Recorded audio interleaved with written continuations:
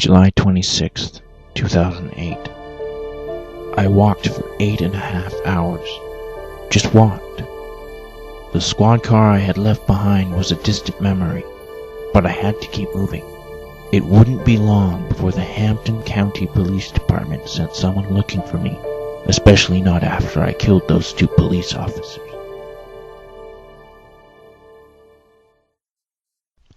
I had been preparing for the day when I would finally be transferred to Jericho Prison for a long time. I was causing too much trouble not to be noticed, and my sentence had been extended several times due to the many different altercations I had with a few of the inmates, not to mention the incident where I ended up killing a guard last year, which landed me in solitary for 4 weeks. When it was announced that I would finally be moved, I knew I had to make a plan.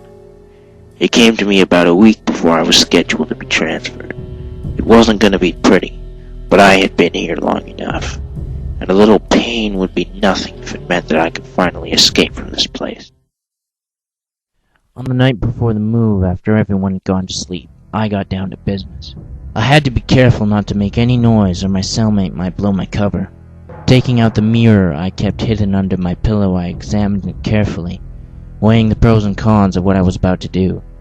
I could be caught, which would probably end very badly for me, or, on the off chance that I succeeded, I might actually be able to start my life over again, somewhere new, somewhere better. It was an encouraging thought. In the end, I decided that I had very little to lose, and that anywhere was better than here. Carefully breaking off a long, thin piece of the mirror, I readied myself and pulled up the sleeve of my orange jumpsuit that began the long, painful process of sliding the thin shard of glass into my arm.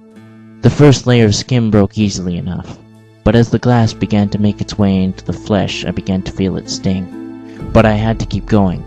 The success or failure of this escape would all depend on how much pain I would be able to take at this moment. I began to bleed a lot as I worked the end of the shard into my arm, my forehead covered with sweat. When it was done, I tore off a strip of my bedsheet and wrapped it around my arm. Hopefully by tomorrow it would stop bleeding. I wouldn't be able to keep it bandaged like this for long. The guards might notice. The next day I got ready for the transfer. Pulling my sleeve up and removing the torn bandage, I saw that the wound had already started to heal. It was itchy as hell, but it would do. As I passed down the hallways of the prison, I could feel the quiet tension building in my mind. This was the moment where everything was determined. As I passed into the inspection room, I was met by 2 police officers as well as the warden himself. He looked me up and down as the police officers patted me down for concealed weapons. I winced as one of them patted my arm. When they asked me what happened, I explained that I had scratched it jumping down from my bunk. The warden looked at the guards and gave a nod. I silently prayed to God that he would buy it. The first police officer turned to me and asked me to pull up my sleeve. Fearing that it would look strange if I refused, I began to slowly roll up the sleeve of my jumpsuit when there came a knock at the door. Apparently there had just been a major riot in Cell Block A, and the situation had progressed to the point where the guards could no longer contain the inmates on their own. The warden cleared his throat in a businesslike manner. He turned to both the police officers. "Check him and get him out of here," he said quickly, turning on his heel and racing out of the room. "Do you still want me to show you my arm?" I asked the first police officer. He told me not to worry about it as he grabbed me by the shoulder and led me out of the room, the other police officer following close behind. As we reached the squad car, the second officer checked my handcuffs and pushed me in, piling into the front passenger seat soon after, as the first started up the car. I think that was probably one of the luckiest moments in my life, but I wasn't home free yet. As we sped off away from the prison, I looked out through the rear window. 5 years in that shithole. 5 long years. I could hardly believe it. Making our way down the road onto the highway, we passed grocery stores and strip malls. I couldn't believe how much things had changed, how different everything was.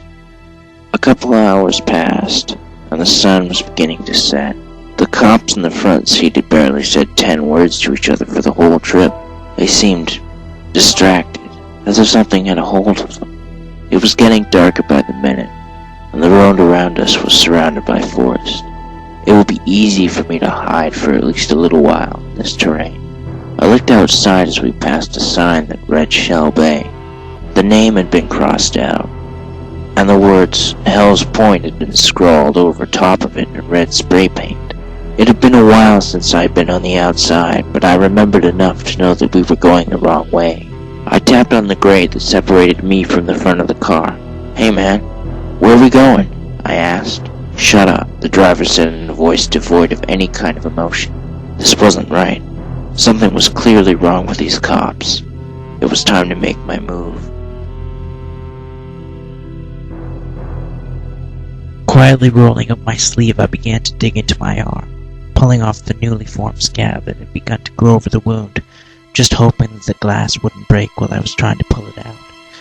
Trying my hardest not to make any noise, I winced as I felt the shard and just barely grabbed a hold of it.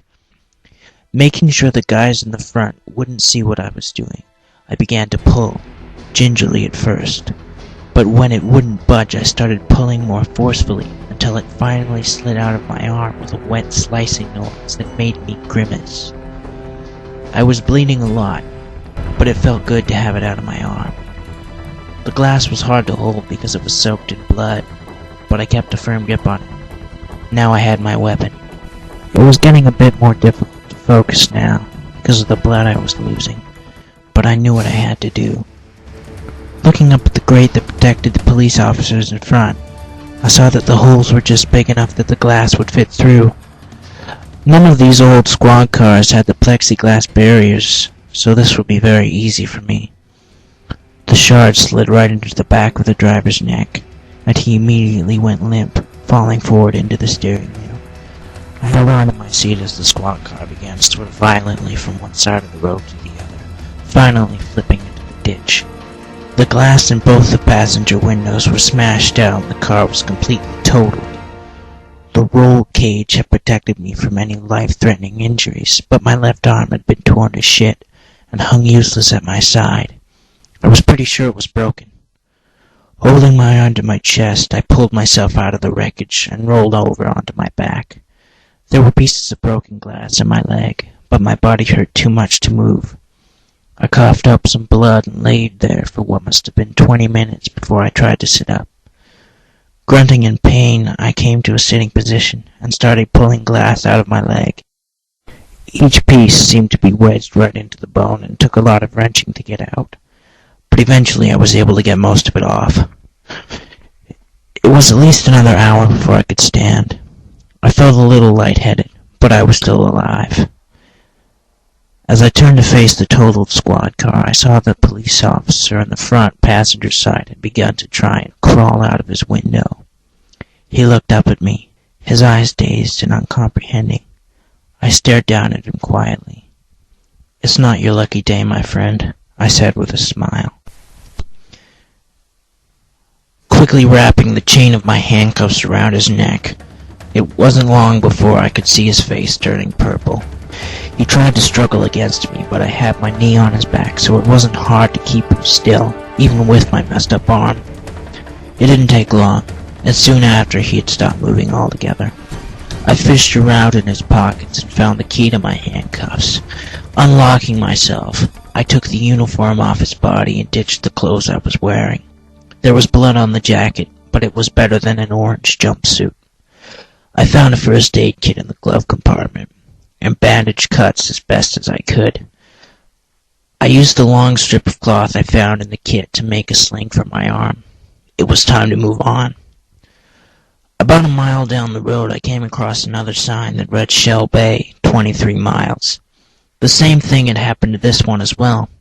The name had been crossed out, and the words Hell's Point had been scrawled over top in red spray paint. It wasn't much to go on, but it was something. I had to find somewhere to hide, and soon, and this Shell Bay seemed like a good place to start.